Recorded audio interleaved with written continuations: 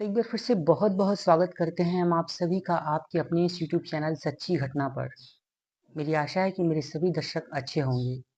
दर्शकों, रिश्तों की जो एक माला होती है, वो एक बार टूट जाने के बाद दोबारा से नहीं जुड़ पाती है।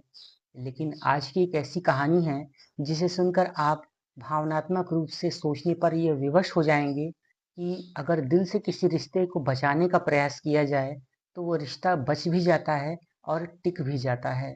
होता यूँ है कि एक लड़का एक ट्रेन में जा रहा होता है। वो ट्रेन की ऊपरी बर्थ पर एक जनरल बोगी में सो रहा होता है। फिर अचानक से ट्रेन जब रुकती है तो उसकी आँख खुलती है। जब उसकी आँख खुलती है तो वो ये देखता है कि उसके नीचे काफ़ी भीड़ है और उसके बर्थ के नीचे की सीट पर एक महिला बैठी हुई है और वो महिला उदास सी इधर-उधर देखती हुई कुछ सोच रही है। तो ये लड़का योगेश जब अपनी बर्थ से नीचे उतरता है, तो ये देखता है कि ये महिला और कोई नहीं, उसी की पूर्व पत्नी है जिसका नाम रागिनी है और जिससे योगेश का आज से 6 वर्ष पूर्व तलाक हो चुका था। अब योगेश के मन में कई तरीके के सवाल घुमड़ने लगते हैं और योगेश ये सोचने लगता है कि रागिनी यहाँ अकेले क्या कर रही है और ये कहाँ जा रही है। और इसी के साथ साथ रागिनी की नज़र भी जब योगेश पर पड़ती है तो रागिनी एक अनजाने व्यक्ति की तरह योगेश को अनजाना बना देती है और ट्रेन की खिड़की की तरफ देखने लगती है। फिर इसके बाद योगेश अपने पास की ही सीट पर बैठे हुए एक व्यक्ति से कहता है कि क्या आप मेरी बर्थ पर ऊपर चले जाएंगे, मुझे कुछ देर नीचे बैठना है। तो वो व्यक्ति भी योगेश की बात मानकर बर्थ एक्सचेंज कर लेता है और इसके बाद योगेश अपनी पत्नी के ठीक बगल में आकर बैठ जाता है और पूछता है, कैसी हैं आप। तो उसकी पत्नी रागिनी कुछ नहीं बोलती है। उसके बाद योगेश का दूसरा प्रश्न ये था कि आप कहाँ जा रहे हैं।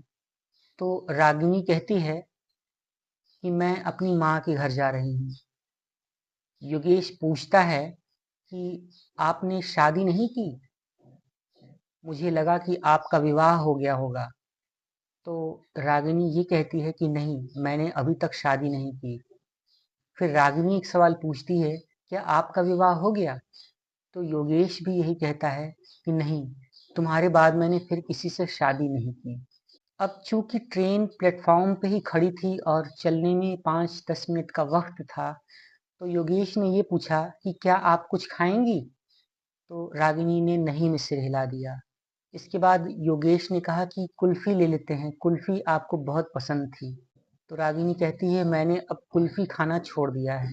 इसके बाद भी योगेश जिद करने लगता है तो रागिनी कहती है कि ठीक है, मैं कुल्फी ले लूंगी, लेकिन एक शर्त है कि कुल्फी के पैसे अब मैं दूंगी, क्योंकि अब आप मेरे पति नहीं हैं। उसके बाद योगेश कहता है कि ठीक है, कोई बात नहीं, मैं कुल्फी ले लेता हूँ। तो योगेश कुल्फी लेता है और योगेश रागिनी के पसंद की ही कुल्फी एक बार फिर से चुनता है और रागिनी ये देखकर मुस्कुरा देती है। ये पूछती है कि क्या आपको अभी भी मेरा फ्लेवर याद है। तो योगेश कहता है हाँ।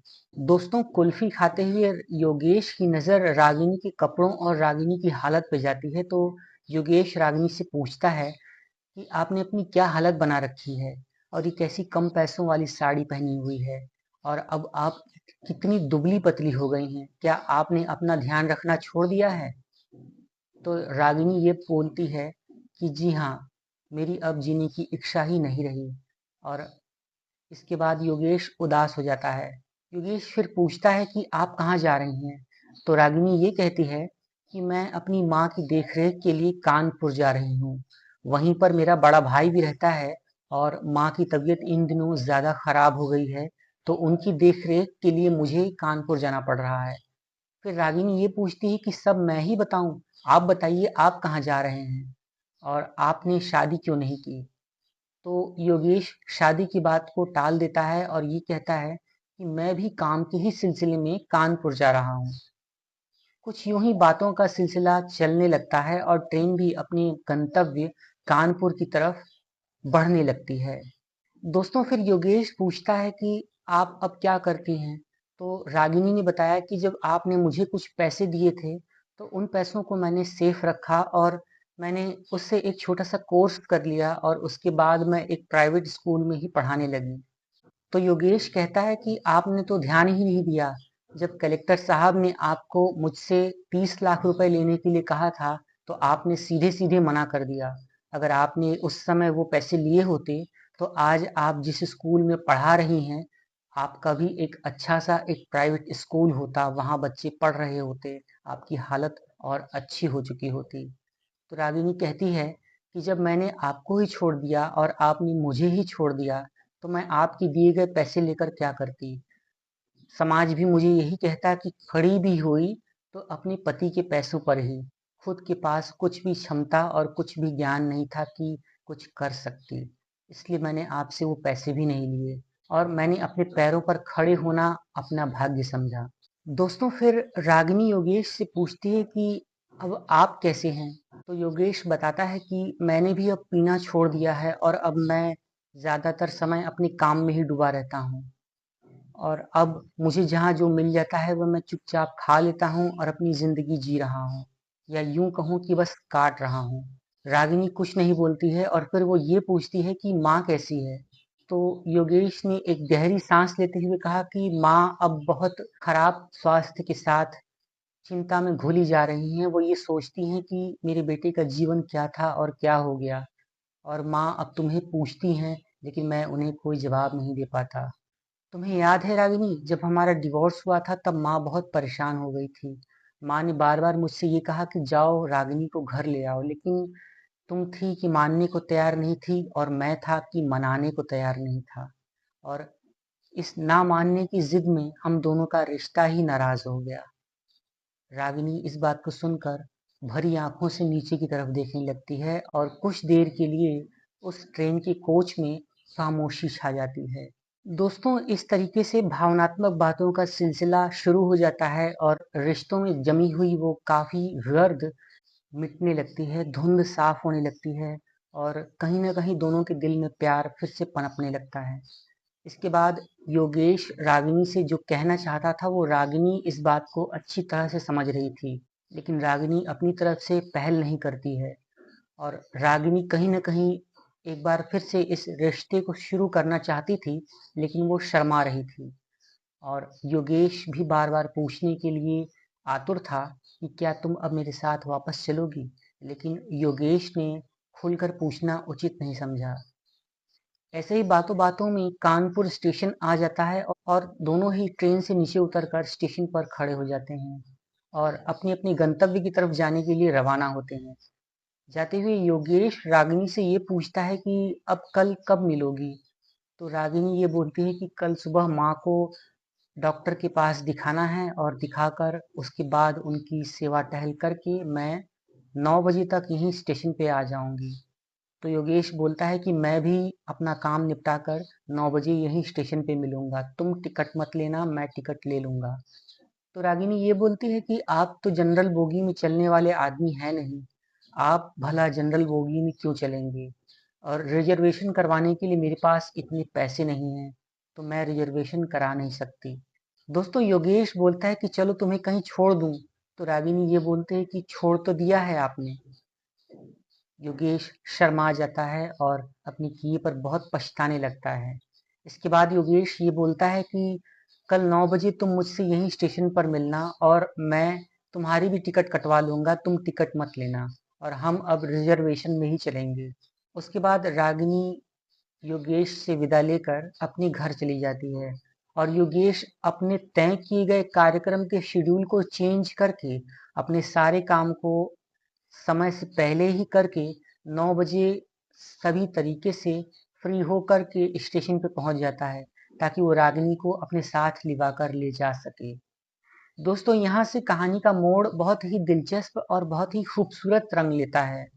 जब योगेश रागिनी को 9 बजे स्टेशन पे पिकअप करने के लिए आता है और ये देखता है कि रागिनी वहाँ योगेश का पहले से ही इंतजार कर रही है, तो दोनों मुस्कुराकर एक दूसरे का अभिवादन करते हैं और स्टेशन पर उस समय योगेश ने सबसे पहले ही टिकट लेकर रख लिया था ताकि रागिनी मना ना कर सके, और योगेश ने रिजर्वेशन की बोगी में उन दोनों के लिए एक अच्छा सा स्वीट बुक कर लिया था। इसके बाद जब ट्रेन आने में कुछ वक्त बाकी था तो दोनों ही स्टेशन पर घूमने लगते हैं और एक बार फिर से कुल्फी की शॉप पर पहुंच जाते हैं। वहाँ पर योगेश कुल्फी देखकर मुस्कुराने लगता है और रागिनी कहती है, कुल्फी तो आपकी बहुत पहले से ही कमजोरी रही है, एक बार फिर से कुल्फी खाने चलेंगे क्या? तो योगेश ने रागिनी के पसंद की कुल्फी ऑर्डर की और दोनों एक साथ फिर से कुल्फी खाने लगते हैं और बातों का सिलसिला चलने लगता है। इसके बाद कुल्फी खाकर दोनों अपनी अपनी सीट पर आकर बैठ जाते हैं और योगेश रागिनी से ये पूछता है कि माँ कैसी है? तो रागिनी ये बताती है कि माँ की तबीयत ठीक है और माँ अब भली चंगी हो रही हैं, और मैंने आपके बारे में भी चर्चा की तो माँ ने बड़ी उम्मीद जताते हुए कहा कि जाओ, जो भी होगा सो अच्छा ही होगा।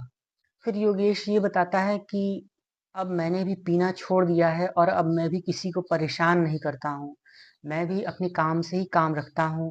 तो रागिनी ये कहती है कि आपकी तो आदत ही थी पीने की, आप मेरे साथ मारपीट करते थे, आप मुझे कष्ट पहुंचाते थे, यातनाएं देते थे, और अगर आपने मेरे साथ इतनी ज्यादती ना की होती तो आज हमारा रिश्ता आज इस मोड़ पर ना होता। आपकी वजह से ही मेरे दो गर्भपात हुए, वरना आज हमारे भी दो प्यारे प्यारे छोटे बच्चे होते, जिनमें से एक की उम्र 8 साल और दूसरे की 6 साल होती। और दोनों ही बेटों को गवाकर आपको क्या मिला? इस शराब ने हम दोनों के रिश्ते को ही घोल कर रख दिया। योगेश अपने किए पर बहुत पछताता है और ये सोचता है कि काश मैंने उस समय अपनी पत्नी की बात मान ली होती और अपनी पत्नी पर हाथ ना उठाया होता, तो आज मेरा भी दो बच्चा होता, आज मेरे भी दो बेटे होते और एक खुशहाल जिंदगी होती, तलाक की नौबत ना आई होती। कुछ इन बातों को सोचते हुए योगेश रोने लगता है और ये देखकर ट्रेन वाले ये सोचने लगते हैं कि ये दोनों बातें करते हुए रो क्यों रहे हैं। रागिनी योगेश को रोते हुए देखकर भर उठती है और रागिनी भी रोने लगती है और योगेश के कंधे पर अपना सर टिकाकर योगेश को दिलासा देने का एक प्रयास करने लगती है। और रागिनी ये कहती है कि अब जो भी हुआ उसे भूल जाइए, आगे भी हम एक अच्छी और एक नई शुरुआत कर सकते हैं। दोस्तों, इतने में ही रागिनी का जो गंतव्य स्टेशन था वो स्टेशन नज़दीक आ जाता है और कुछ ही समय में ट्रेन रागिनी के स्टेशन पर पहुंच जाती है, जहां रागिनी को उतरना था। और योगेश रागिनी को चुप कराते हुए ये कहता है कि रागिनी अब आप उतर जाइए, आपका स्टेशन आ चुका है। दोस्तों, यहाँ रागिनी उतरना नहीं चाहती थी, वो अपनी जिंदगी का एक नया सफर अपने पति के साथ, अपने हमसफर के साथ फिर से शुरू करना चाहती थी, जिसका कोई भी स्टॉपेज ना हो। और योगेश इस बात को भली भांति जानता था, लेकिन उसने फिर से एक बार रागिनी को ये कहा कि आप उतर जाइए। तो रागिनी खुलकर कहती है कि अब तो उतर ही चुकी थी, अब मुझे फिर से एक नया सफर शुरू करना है, अपने मायके नहीं जाना है, अपनी जिंदगी की गाड़ी एक नए सिरे से शुरू करनी है और एक नए सफर के साथ, अपने हम सफर के साथ अपने ससुराल जाना है। तो योगेश और रागिनी की इस प्यार भरी बात को सुनकर उस कोच के जितने भी लोग थे सब भाव विभोर हो जाते हैं और ताली बजाकर योगेश और रागिनी के इस रिश्ते को बधाइयाँ देते हैं। और यहीं से रागिनी योगेश के साथ अगले स्टेशन पहुंच जाती है, जहां योगेश का घर होता है, और रागिनी अपने मायके को छोड़कर एक बार फिर से ट्रेन के रास्ते अपने ससुराल पहुंच जाती है। इसके बाद जब योगेश का स्टेशन आता है तो योगेश रागिनी को लेकर अपने उसी घर में वापस आता है, जहां से आज से ठीक 6 साल पहले रागिनी और योगेश का तलाक हुआ था और रागिनी उस घर को छोड़कर चली गई थी। दोस्तों, इस खूबसूरत सी इस सच्ची घटना को सुनकर आप क्या सोचते हैं, आप मुझे ज़रूर बताइए। और मैं आपसे ये कहना चाहता हूँ कि शराब एक ऐसी चीज़ है जो अच्छे अच्छे घरों को भी बिगाड़ कर रख देती है। शराब किसी भी लिहाज से सही नहीं कही जा सकती है, और चाहे जो भी हो, कभी भी शराब, जुआ और अन्य व्यसनों का सेवन करना, अन्य व्यसनों के साथ रहना आपके रिश्ते, आपके घर को तोड़ कर रख देता है। आपको आज की मेरी ये सुंदर सी कहानी कैसी लगी और ये सुंदर सी सच्ची घटना अच्छी लगी हो तो इस वीडियो को एक लाइक कीजिए, और अगर आप हमारे इस चैनल सच्ची घटना पर नए हैं तो इसे सब्सक्राइब ज़रूर कीजिए और बेल नोटिफिकेशन को ऑन करके ऑल पर सेट कर लीजिए। इससे आपको हमारी आने वाली हर नई वीडियो की नोटिफिकेशन सबसे पहले मिलेगी। हम एक नई वीडियो लेकर आपसे फिर मिलते हैं। वाकई आज की कहानी बहुत ही खूबसूरत, और बहुत ही अच्छी थी। मुझे बहुत पसंद आई। आपको कैसी लगी? आप मुझे कमेंट में ज़रूर बताइएगा।